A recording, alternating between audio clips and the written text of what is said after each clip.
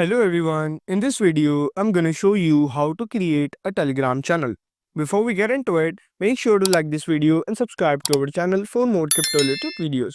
First thing you need to do is to open your Telegram application. Once you have logged into your Telegram account, after that you need to tap on these three horizontal lines at the top left corner, and after that you need to tap on the contacts option. Once you tap on contact, here you will be able to see new channel option.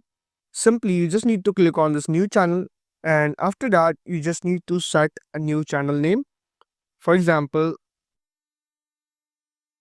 after setting a name, if you have any profile photo of that particular channel, you just need to click on this photo and choose from your gallery. Now you need to provide the description of your channel. After that, once you have provided all these details, click on this option at the top right corner. Now in the channel type, you can select the public channel or private channel, and after that you will be able to see your links in the public channel or private channel. Just click on it at the top. If you save on the private channel, after that you will be able to see your private channel invite link from here. Just copy this link and share it to your friends and family, and that's how you can create a Telegram channel in Telegram application. If this video helped you out, make sure to like this video and subscribe to our channel for more crypto related videos.